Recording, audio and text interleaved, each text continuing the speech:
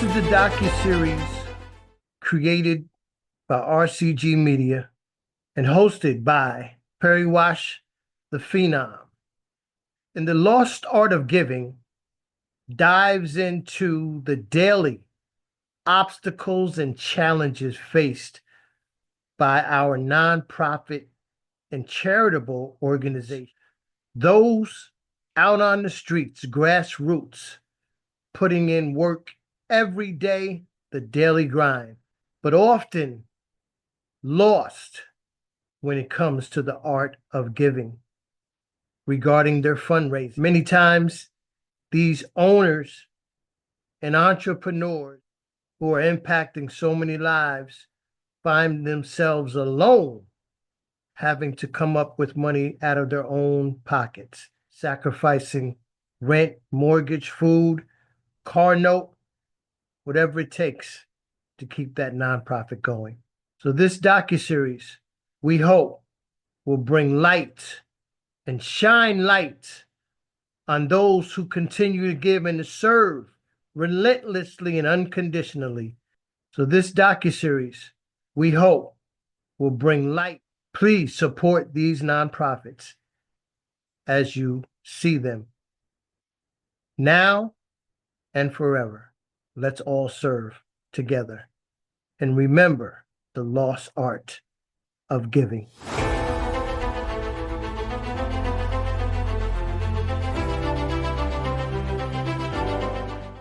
Hello, good morning to everyone watching. This is another episode of The Lost Art of Giving. Today we're here with a very special guest whose name is Mr. Ola, who is the founder of Be Man. So less of that and can you give us your quick introduction? Yes, good morning. Oh, and thank you for joining. Forgot. Good evening. Yeah, thank you. Good to have me. I'm glad to be here and to be part of your show. I am Ola Akinwe. I'm the founder and president of Boys Mentoring Advocacy Network, rated here in Nigeria and as well as the United States of America.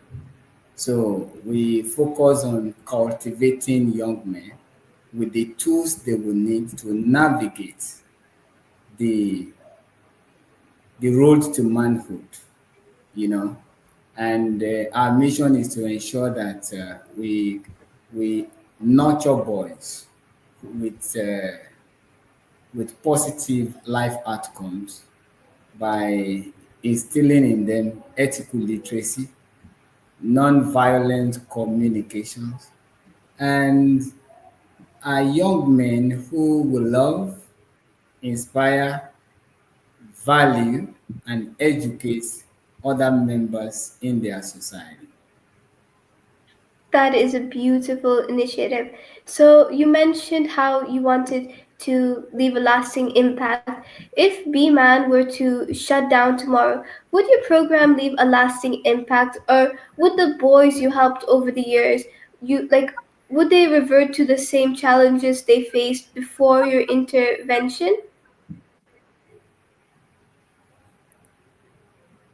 Yeah, let me say this. The need for mentorship for young men, as long as the world exists, as long as there's the existence of mankind, that need will forever be needed. You can, so the boys' mentorship is, let me say it this way, mentorship or mentoring is the highest form of education. Now, what is the goal? The goal is to help a young man navigate the journey from boyhood to manhood. So the boys I have been able to influence their life positively over the years. It's not their desire to look at the work that we have done, that it should just go down the drain or come to an end. When I don't think what we have done with the boys can even end with their life cycle. How do I mean? When you've heard this saying that when you educate a girl, you either educate a nation or you empower a nation. In the same way, when you educate a boy, what happens is that you educate a generation and empower generations. So, for those boys that had benefited from our programs, what we'll see is that we have empowered generations that will come after those young men because they're going to have children. Their children is going to have children. You can't give what you don't have. What you have given to them, it will help them to give quality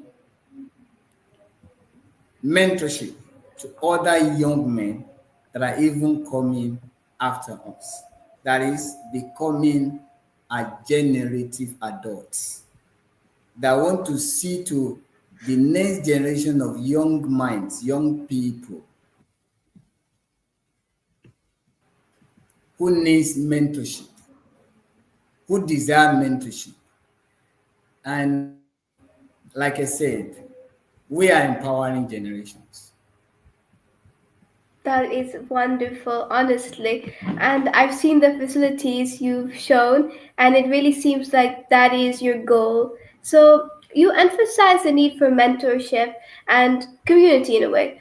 Do you think this mindset unintentionally makes boys emotionally dependent on external validation rather than fostering true self reliance?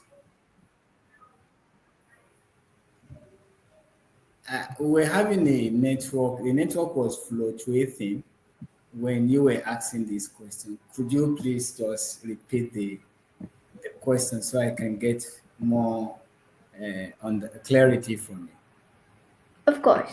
I said by emphasizing the need for mentorship, are you unintentionally making boys emotionally dependent on external validation rather than fostering true reliance in a way? Or do you have a plan for this? Yes, let me first give you an understanding of if I ask you, Parry, who is the girl, or I ask who is the boy, the understanding of who a boy is will lead us to perhaps we can cultivate these young people towards self-reliance, inner strength, understanding their identity and purpose, ability for them to develop the courage that they are going to need when they encounter challenges in life. So the first thing, let's get something clear. Who is actually a boy? Because what I find out is that if I don't know who a boy is, then how do I mentor a boy? If I don't know who a girl is, how do I mentor a girl? First, we need to establish what defines a boy or what characteristic describes a boy. Now, let's begin this way. From the biological beginnings, a boy will be regarded as a biological male child. Now, when we agree to that, the next thing that will establish that a boy is a little brother who is immature, who is irresponsible, who lacks a good sense of judgment under the legal age of 18. That gives us the scope of who a boy is. Now, where are we taking the boy to in terms of mentorship? It then means a boy will become an adult male who, by biological makeup, it becomes an adult male. Now, from little brother, we mentor to become a big brother. From immaturity, he emotionally, physically, socially, spiritually, and mentally, to from that immaturity to a man who is mentally matured, emotionally matured, ethically matured, spiritually matured, mentally matured. So when you talk about emotional intelligence, you are referring to emotional maturity.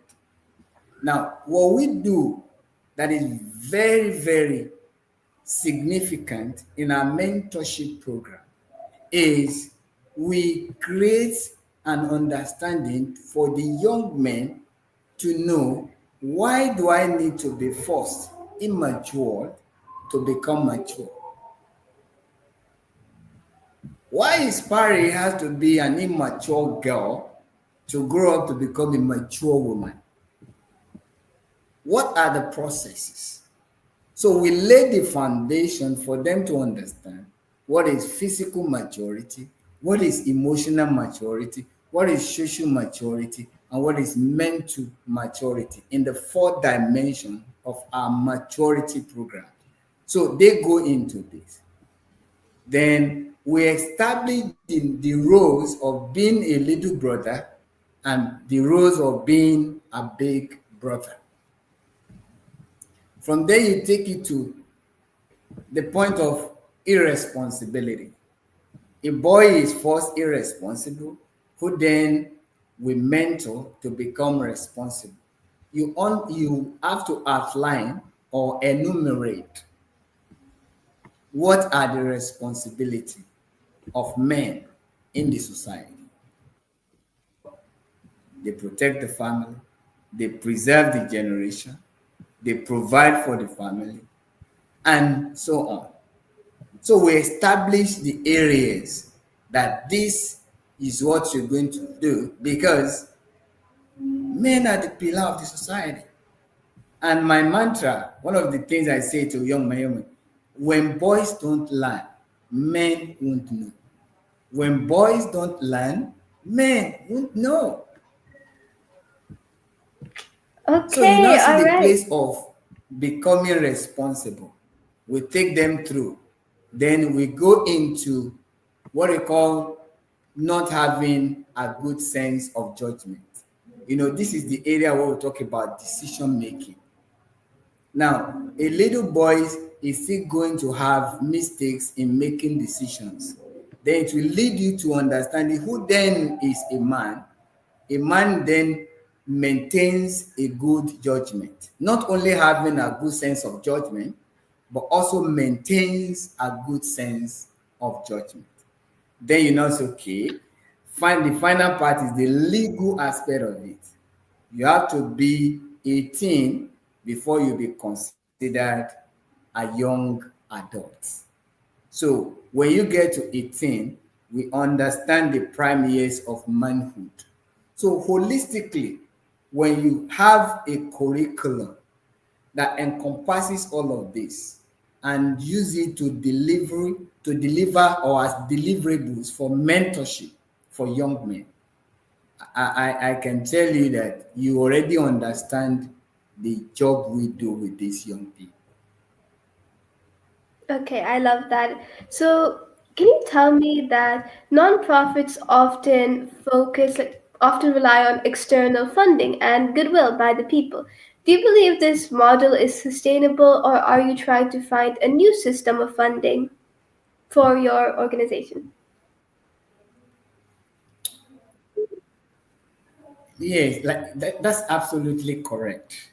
We we rely majorly on donors to keep this work ongoing. And like I showed you our facility here, this costs a lot of money.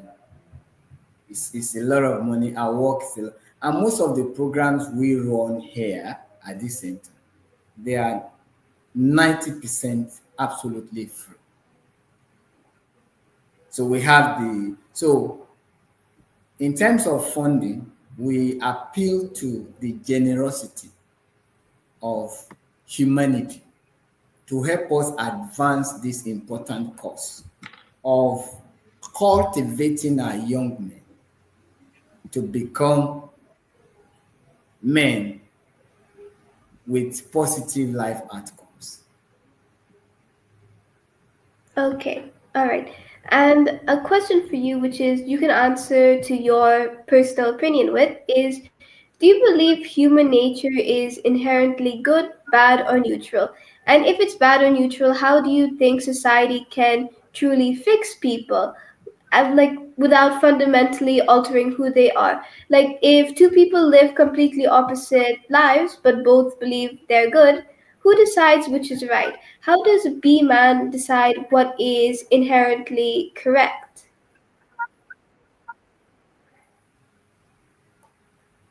You have to look at humanity from the existential purpose. Why do we exist as a human being? Why do I have to come here and be on the planet Earth? So for me, for about 21 years, that has been the basic quest of my entire life. And in existential, I find out that there's a duality of the human purpose. I've written a book about it, but I've not launched it yet. It's called The Ultimate Purpose of Life. When you understand the ultimate, there's a difference between the purpose of life and the purpose in life. When humanity understands this duality, it will help us to approach life in a holistic way where there will be a harmony from everyone on the planet.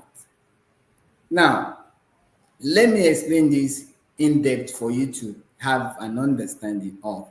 The purpose of life is to live. Live. That is the purpose of life. Now, when you take this word live, it will give you four-letter words, right? Now, if you reverse that word, it will give you evil. You start with the last letter Evil. It will give you evil. And if you start with the first letter, it will give you live. Now, what I've done is to create an acronym to explain to humanity the purpose of your existence. The L is to love. You are here on this planet to express your love for mankind. And if everyone is loving, the frequency of the world will be love.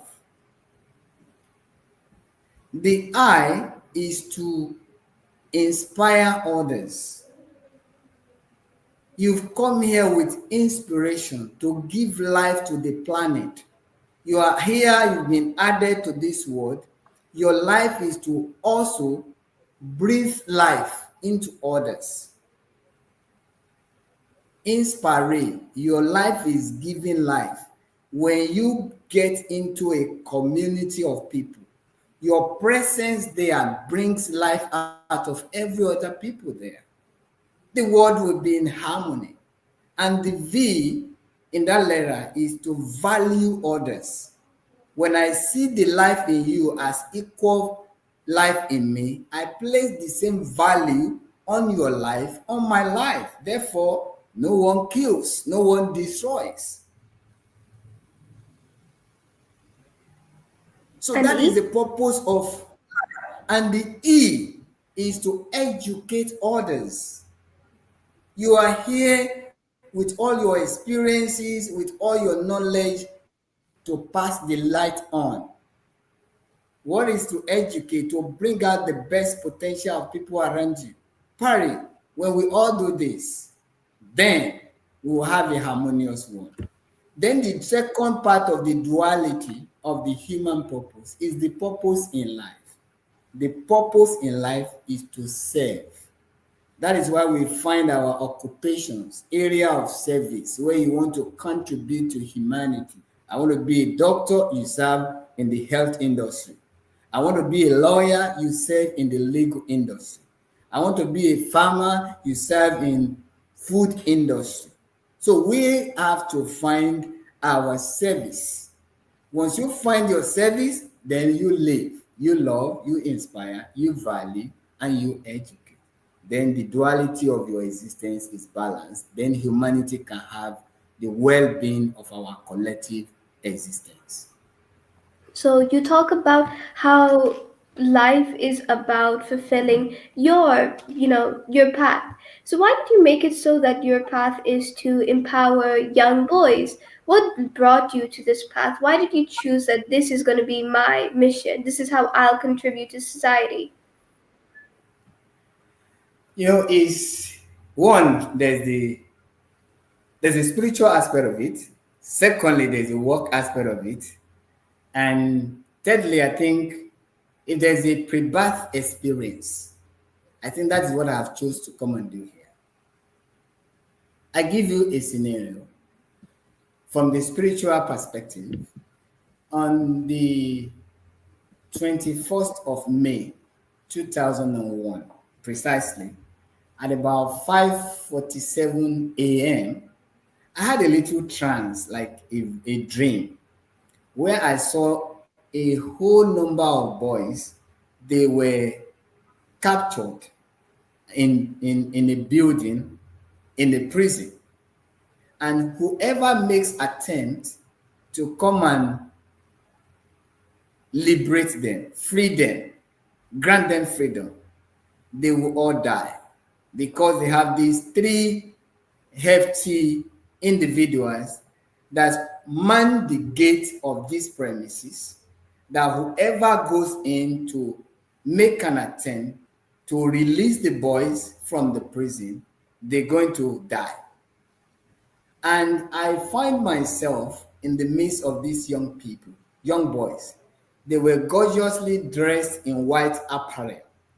And that was one of our colors in B-Man is white. One of our primary colors is white. And I saw the radiance of these young men all over the world. And I said, I am here to liberate you, to get you out from your captors. And the way I spoke to them, they loved me. They never wanted me to die. So a lot of them start weeping that as many that has come here to attempt to liberate us, they all died. So I just advanced with a kind of anger in me that I am ready to lay down my life for these young men to live the beautiful life they are here to live. Parry, as I advanced into the gate of this prison, I just realized there was a kind of a thick darkness that separated me and these men. And they came with a kind of sword to pierce into my body, but they all missed the target and they fell down to their faces. And the boys trampled on them to get out from the prison. And when they all came out, they carried me up in jubilation, and I was very, very elated. And look, this was achieved. But this did not materialize until 2017. 2001 to 2017. It's a long year. I was an administrator in a school, and I admitted a young man into the school who had missed school for 2 solid years because his father has lost his job and they were struggling to pay school fees. When this happened, after a lot of appeal and all of that, I got this boy into school. But 2 weeks or 3 weeks into the school, he was caught to have stolen from his classmate.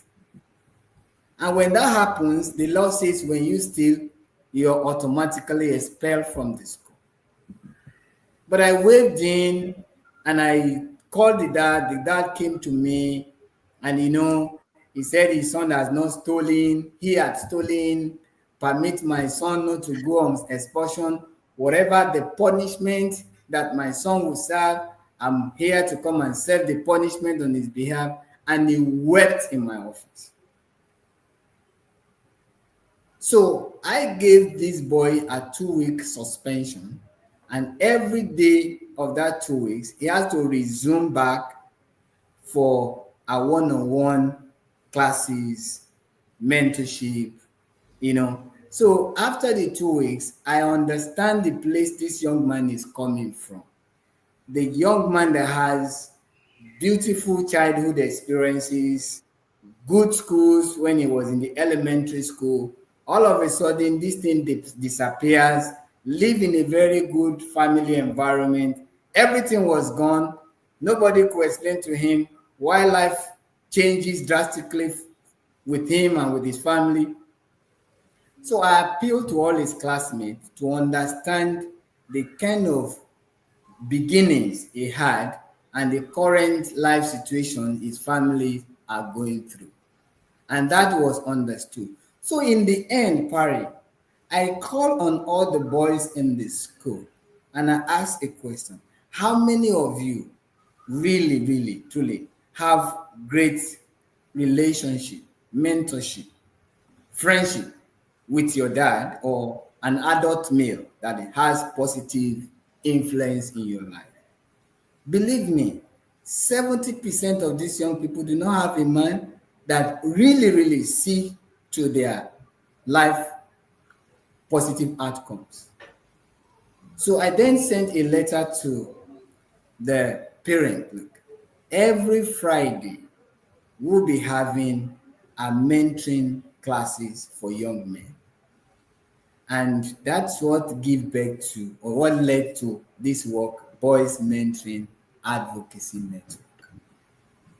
And up to date, the classes are still ongoing. We've mentored a large number of boys. In fact, we're mentoring boys globally now from different parts of the world. This is how it all began. This is how I find my path with this spiritual beginning of what I saw in 2011 and what happens in 2017 gave me that confirmation that this is why I came here, and to teach humanity as well about the duality of the human purpose so that we can live harmoniously and support one another and help our young men to grow into the man that society will be proud of, I not the see. man that is, yeah. Okay, so you talk about, like, on the topic of father and son relationships, you've hosted numerous events and panel discussions on issues like father wounds and suicide. But beyond the discussions, how do you measure whether these conversations lead to actual change in boys' lives? Could some of your initiatives be more symbolic than transformative? Thank you. You see, one of the things is that despite all of the programs that we have had, I believe when you have men, I mean enough men that can take the boys on a journey. Parry, what is mentorship? Let's Oh, break it should, down. You see, when you see mentorship, the first three letters there is MEN, man. So the next letter in between, let's say is tall. Men taking tall with the boys on a relationship because the shape is HIP in the last letter talks about whether companionship, relationship, friendship, and all of that. So whether it's father and son, whether it's whatever, whether it's what you're referring to suicide and all of that, what it means to me is, do we have enough men that can create positive relationship, sustain this relationship in a positive way until our young boys become a man with positive outlook of life? Suicide for me is never an end. It's never Okay. end. You just kill the body. The life has not ended. All right. And another question for you is how do you justify the criteria for who gets help from your nonprofit and those who doesn't? Like which boys get selected to be a part of your school and which doesn't? Everyone is welcome. Look, we have needs for different boys. For instance, we have the literacy programs for boys, especially those that cannot read and write. Instead of being a founder of Boys Mentoring Advocacy Network, I'm also a literacy activist. I believe literacy is the currency of the knowledge economy. So, on everyone that is not literate, he's going to have challenges in navigating the knowledge economy. So, for boys who cannot read and write, we have a literacy program for them. For those who had, we also have the Solve It, we call it the SIR, Solve It Right, is a mathematics mentoring program for boys who want to pursue interest in mathematics related field. We have the true colors, boys who want to express themselves in arts, in other. So we have a holistic program that capture the needs of even the boys you talks about, maybe the needy boys. Okay, I see. So, lastly, my last question for you will have to be that how can we, as the people, help support your mission and your cause? What can we do, like internationally, and those who live in Nigeria? What can they do to help you? Yes.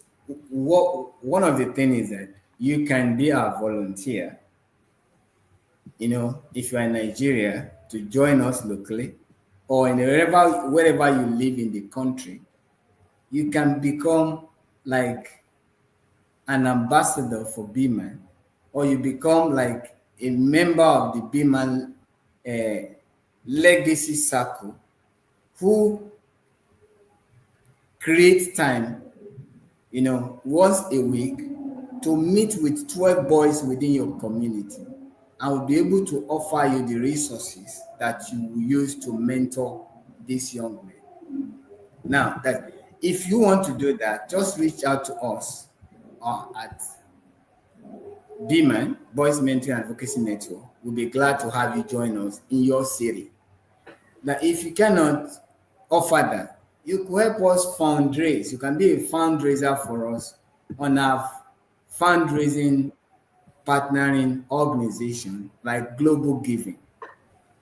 We have a wonderful opportunity on the 3rd of December, which is the Giving Tuesday, where Global Giving will be giving incentives up to $750,000 to projects that receive the most donations. On our Global Giving page, we have about 12 projects. You may choose to give to any of these projects that will help our work with the young men. And this is so close. So, parent, we need this fund.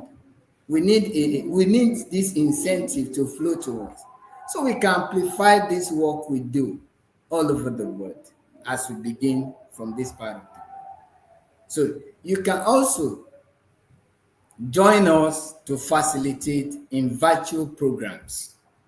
We run virtual programs on Tuesdays, Thursdays, and sometimes Fridays, even on Mondays, on different thematics that meets the needs of young men. So you can support us with your funding. You could help if you don't have You can volunteer on our page to set up a fundraiser for B-Man. It could be $50, $100, $200, whatever amount you support the organization with. You are investing in the future of young men. The truth about it is this: we cannot prepare the future for our young men.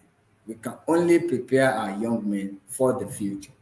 And that's what B-Man is doing, to empower them for the future that is ahead of them.